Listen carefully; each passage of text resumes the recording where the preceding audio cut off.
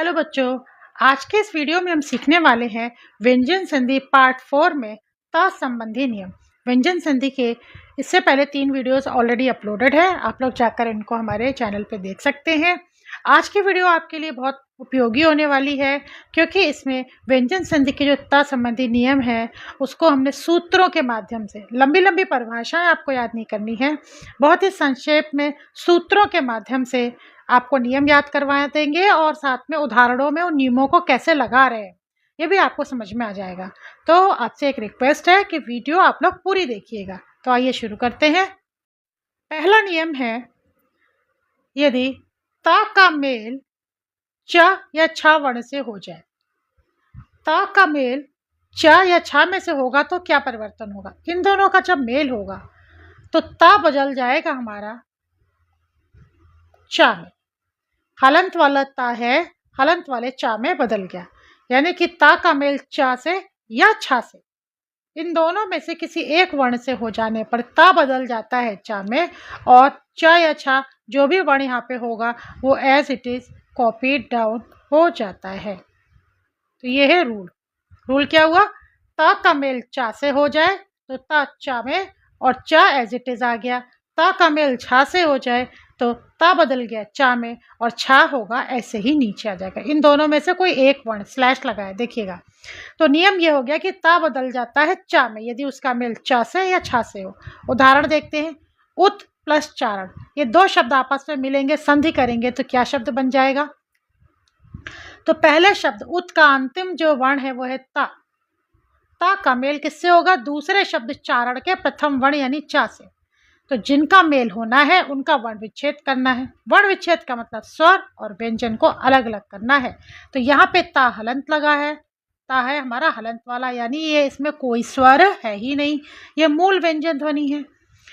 चा, चा में आ का स्वर है, तो पहले हम लिखते हैं व्यंजन, इसमें से निकल गया व्यंजन और इसका बड़े आ का स्वर, ये हो गया चा का वर्ण विच्छेद। तो जो भाग ले रहे हैं ता और चा, उनका वर्ण विच्छेद हो गया। ये ऑलरेडी मूल व्यंजन ध्वनि थी और चा का वर्ण विच्छेद पहले लिखा जाता है व्यंजन, उसके पीछे उसका स्वर। तो ये हो गया हमारा चा का वर्ण विच्छेद। अब वर्ण भाग लेंगे, अब ये हो गया ता और चा, ये भाग लेंगे हमारा। संधि में वर्ण भाग लेते हैं, वर्णों का मेल होता है। तो ये दो निकटवर्ती वर्ण व्यंजन वर्ण भाग लेंगे। तो इस मेल में यानी कि ता का चा से मेल हो रहा है, ता का मेल यहाँ चा से हो रहा है, तो क्या होगा? ता बदल जाता है चा में, हलंत वाला ता हलंत वाले चा में बदलेगा। यहाँ देखिएगा इसी चीज को, जहाँ हलंत है वो हलंत में ही बदलता है, और ये चा जो है ये बदल के आ जाएगा एज इट इज, और इसके साथ में जो इसका स्वर चल रहा था वो। बाकी जो टुकड़े हैं हमारे रड़ा, जो भाग नहीं ले रहे थे, इसलिए उनका हमने वर्ण विच्छेद भी नहीं किया था, इनको एज इट इज हमने उतार लिया। ठीक है, तो अब क्या हो गया? वो उतर के आ गया, इधर से रड़ उतर के आ गया। इस मेल में तो चा में बदल गया और चा as it is copied down हो गया। अब हम बनाएंगे शब्द। यहाँ पर देखिए, ये आ जो है ये है हमारा स्वर है, इस स्वर से पहले च है जिसमें हलंत लगा हुआ है। स्वर जो होता है हमेशा अपने आगे वाले वर्ण को, व्यंजन वर्ण को अपना स्वर दे देता है, अपनी मात्रा दे देता है, तो इसका हलंत हट जाएगा। यानी कि दोबारा मैं रिपीट कर दूं, स्वर क्या करते हैं? अपनी मात्राएं व्यंजन को दे देते हैं। तो ये आधा व्यंजन जो है हलंत लगा व्यंजन, बिना स्वर का व्यंजन, ये व्यंजन को ये आ अपना स्वर दे के, अपनी मात्रा दे के पूरा कर देगा, तो ये चा का हलंत हट जाएगा। और हमेशा याद रखिएगा, स्वर अपने आगे वाले व्यंजन को अपनी मात्रा दे देते हैं, तो इसको तो पूरा कर देंगे, इसका हलंत हट जाएगा। यहाँ पर कोई स्वर नहीं है, वरना ये वाला भी पूरा हो जाता, तो इसको पूरा करने के लिए यहाँ पे कोई स्वर होना चाहिए। स्वर आगे वाले व्यंजन को देगा, तो यहाँ पर कोई स्वर नहीं है, तो यह ऐसे ही रह जाएगा, शब्द बनेगा। इसको कोई स्वर यहाँ पे मिला नहीं, तो और इस वाले आ ने चा को पूरा कर दिया, तो इसका हलंत हट गया चा, ये बचा हुआ र और ड़ा, तो हमारा बन गया उच्चारण। ये क्या बन गया? आधी चा को हम कैसे लिख सकते हैं? खड़ी पाई हटा देंगे तो अर्धाक्षर बन जाए, ये है आधी चा, इसमें कोई स्वर नहीं, आधी चा को खड़ी पाई हटा दे और बाकी चा र ड़, तो इस तरीके से हमारा ये शब्द बन गया उच्चारण। दूसरा एग्जाम्पल देखते हैं, क्या है? ता का मेल जा या झा से हो जाए, यानी ता का मेल जा से हो जाए या फिर झा से हो जाए। तो इस मेल में ता बदल जाता है किसमें? जा में। हलंत वाला ता हलंत वाले जा में। जा और झा यहाँ पर जो भी था वो as it is copy down हो जाता है। अगर जा से मेल है तो जा, और झा से मेल हुआ है तो झा, यही नियम है। तो एक ही वर्ण बदलता है, ता ही बदल रहा है। ता का मेल जा झा से होगा, ता जा में बदल गया, और ये इधर वाला पार्ट एज इट इज जिससे हुआ था वो आ जाएगा। पहले वाले में भी देखिए ता ही बदला था चा में, ये एज इट इज नीचे आ जाते हैं। इनमें से कोई एक ही वर्ण होगा, स्लैश लगा हुआ है।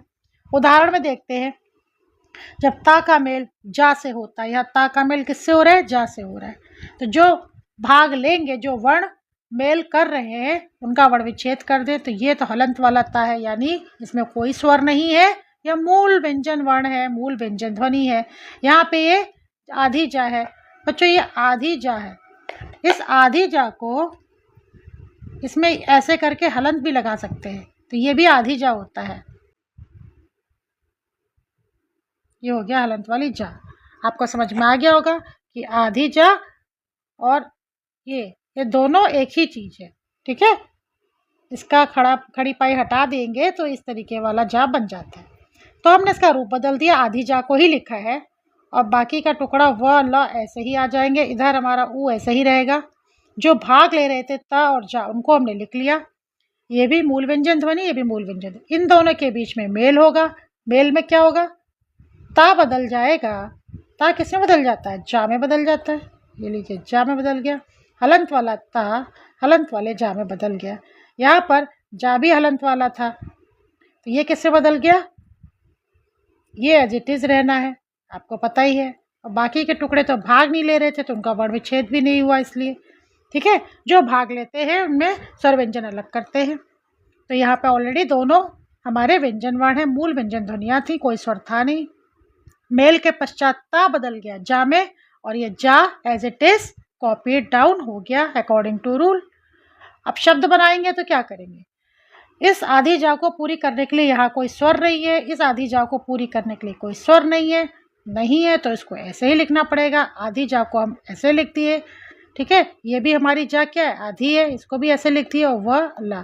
तो इस तरीके से उज्ज्वल हमने लिख लिया। उज्ज्वल में 2 आधी जा होती है, क्योंकि यहाँ कोई स्वर होता तो ये पूरा हो जाता, यहाँ भी कोई स्वर होता तो ये पूरा हो जाता। स्वर जो होता है आगे वाले व्यंजन वर्ण को पूरा करता है, यहाँ कोई स्वर नहीं है तो नहीं पूरा हो पाया, उज्ज्वल बन गया। इसी तरीके से ता का मेल टा या ठा में से किसी से हो जाए, तो इस मेल में ता बदल जाता है टा में, और टा और ठा कोई परिवर्तन नहीं होता। अगर टा से मेल हुआ है तो टा आ जाएगा, ठा से मेल हुआ था तो ठा उतर के आ जाता है। परिवर्तन केवल ता का टा में हो रहा है। उदाहरण में देखें, ता और टा का मेल हो रहा है। जिनका मेल हो रहा है हम उनका वर्ण विच्छेद कर ले, तो ता ऑलरेडी हलंत वाला है, यानी इसमें कोई स्वर नहीं है, मूल व्यंजन ध्वनि। टी, टा में ई का स्वर है, तो इसका वर्ण विच्छेद टा, और इसमें बड़ी ई का क्या है? स्वर है। इनके बीच में अब मेल होगा, 2 व्यंजन वर्णों के बीच में मेल होगा। तो ता क्या होगा? इस मेल में बदल जाता है। आपको देखा, ता ही बदलेगा। किस में बदलेगा?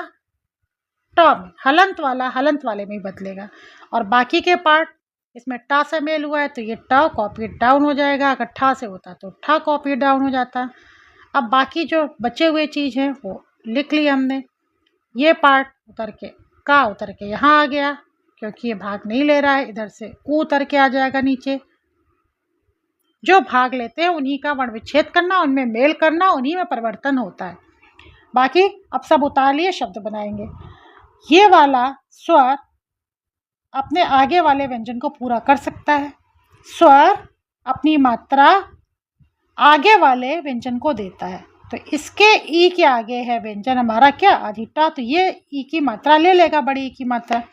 यहाँ पर कोई स्वर है नहीं जो अपने आगे वाले व्यंजन को पूरा कर ले, तो ये ऐसे ही रह जाएगा। ऊ आधिटा, बड़ी ई ने अपनी मात्रा अपने आगे वाले व्यंजन को दे दी, तो इसका हलंत हट गया और इसका स्वर बड़ी का टी और ये का।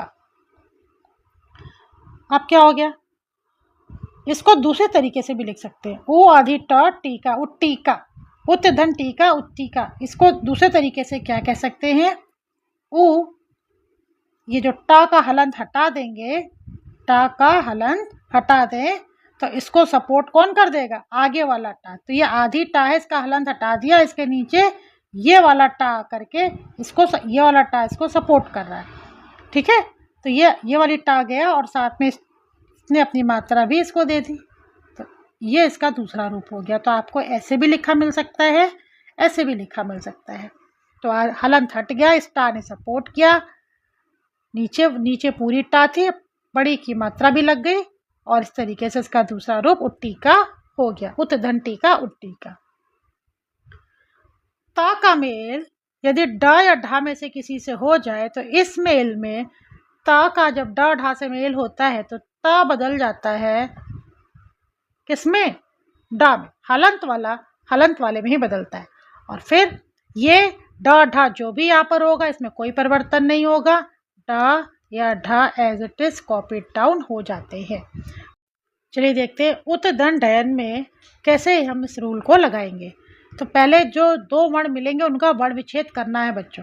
तो ता और डा का मेल होगा, ता और डा का मेल होगा तो इस वर्ण विच्छेद करेंगे तो ता तो ऑलरेडी हमारा मूल व्यंजन ध्वनि है, इसमें कोई स्वर है ही नहीं, इसीलिए व्यंजन हलंत लगा के लिखा गया है। लेकिन डा हलंत लगा के नहीं है। ठीक है, तो डा का ये हो गया व्यंजन और इसमें जो छोटे आ का स्वर है वो इसके बगल कर दिया, तो डा का वर्ण विच्छेद कर दिया। बच्चों पहले व्यंजन लिखना होता है फिर उसके पीछे स्वर। अब इन दो वर्णों का मेल होगा तो ता किसमें बदल जाएगा, ता बदल जाएगा हमारे डा में। ठीक है, और ये एज इट इज उतार आएगा क्योंकि बताया है ये कॉपीड डाउन होते हैं, ये चेंज नहीं होते, केवल ता में ही बदलाव है। इसका स्वर इसके बगल में लिखा गया। जो भाग नहीं ले रहे थे उनमें कोई वर्ण विच्छेद नहीं किया था, इसीलिए ये या न रहेंगे, इधर से उतर के आ गया, ऊपर से यहाँ से ऊ। अब शब्द बना लें तो क्या होगा, ता और डा के मेल में ता डा में बदल गया, ये कॉपीड हो गया। ये जो स्वर है अपने आगे वाले व्यंजन को पूरा कर देगा, यानी इसका हलंत हट जाएगा और यहाँ पर कोई स्वर नहीं है इसलिए ये अधूरा बना रहेगा। ओ ड आ स्वर ने इसे पूरा कर दिया, इसका हलंत हट गया और या और ना, इस तरीके से बन गया हमारा उड्डयन। इसको दूसरे तरीके से कैसे लिख सकते हैं, ओ ड, इसका हलंत हटा दिया, इसने इसको सपोर्ट किया तो क्या हो गया, इसका हलंत हटा दिया और नीचे हलंत हटाने के बाद एक और डा ये लग गया, या टा। तो उड्डयन इस तरीके से लिखा जा सकता है। तो इस वाले डा ने सपोर्ट कर दिया, हलंत हट गया, उड्डयन हो गया। एक समझ लो कि जैसे कि छोटे बच्चे को गोदी में उठा लेते हैं ना, वैसे इसने कर लिया और पूरा कर दिया। अब देखते हैं नियम नंबर 5, ता का ला से मेल हो तो क्या होगा। इस मेल में भी ता परिवर्तित हो जाएगा, ता ही परिवर्तित हो रहा है। ता और ला के मेल में ता हो गया हमारा ला में और ये कॉपीड डाउन हो जाएगा। ये ही हमारा चेंज हो रहा है, सिर्फ ता में चेंज हुआ है। यहाँ पे ता और ला का मेल होगा, वर्ण विच्छेद ता, ला में ला का वर्ण विच्छेद क्या होगा, ए, ऊपर एक मात्रा एक ही मात्रा। बाकी सारी चीज़ें क्या कर रहे हैं, ऐसे ही लिख लेते हैं, वो तो भाग नहीं ले रही हैं, ता और ला भाग ले रहे हैं। इन दोनों के बीच में क्या होगा, ला हलंत लगा के लिख दिया और इसमें से स्वर अलग हो गया। इस मेल में ता हो जाएगा हमारा ला में और ये वाला law as it is copied down हो जाएगा। बाकी चीज़ें क्या थी, ए और खा इधर से उतर के आ गया ऊ। अब शब्द बना दें, शब्द क्या बनेगा, ये वाला स्वर इसको कर देगा पूरा, यानी इसका हलंत हट जाएगा। फिर से एक का ए स्वर क्या करेगा, अपनी मात्रा के रूप में मिलेगा। स्वर आगे वाले व्यंजन को अपनी मात्रा दे देते तो एक की मात्रा लग जाएगी। इसके लिए यहाँ पर कोई स्वर है नहीं जो इसे पूरा कर दे। यहाँ पे स्वर होता तो ये आगे वाला पूरा हो जाता। ऊ, ये रह गया आधी ला, ए ने इसको अपनी मात्रा दे दी तो इसका हलंत हट के एक ही मात्रा लग गई और खा, ये बन गया हमारा उल्लेख। इसको आधी ला को कैसे लिखा जाता है, आधी ला, हलंत लगा मतलब आधी ला, खड़ी पाई हटा दे, तो ये हो गया आधी ला। इसी चीज़ को हमने ऐसे लिख दिया, ठीक है। और दूसरी ला पे एक ही मात्रा और खा, उल्लेख, तो संधि के बाद हमारा उल्लेख बन गया। उत धन श्वास को कैसे जोड़ें? तो यहाँ पर नियम क्या है, ता का मेल शा से हो। अभी तक आप देख रहे थे ता का मेल जिससे भी हो रहा था ता ही बदलता था, यहाँ पर दोनों बदलेंगे। ता का शा से मेल होगा, ता बदल जाएगा चा में, शा बदल जाएगा छा में। हलंत वाला ता शा हलंत वाले चा और छा में बदल जाते हैं, यानी आपकी दोनों वर्णों में परिवर्तन होगा। तो ता और शा का मेल हो गया, ता बदल गया हमारा चा में, हलंत वाला ता हलंत वाले चा में, हलंत वाला शा हलंत वाले छा में बदल गया। बाकी का पार्ट हमने कॉपी डाउन कर लिया। शब्द बनाएंगे। अब यहाँ पर क्या है, इस छा के लिए यहाँ पर कोई स्वर नहीं है, ठीक है। यहाँ पे कोई स्वर होता तो आगे वाले व्यंजन को पूरा कर देता, यहाँ कोई स्वर होता तो अपने आगे वाले को पूरा कर देता, व्यंजन को अधूरापन खत्म हो जाता, हलंत हट जाता। लेकिन अब की ये दोनों की दोनों कोई स्वर नहीं पा रहे हैं, तो अधूरे ही रह जाएंगे। उ आधी चा को आधी चा रहने दिया, छा को छा रहने दिया, वा से।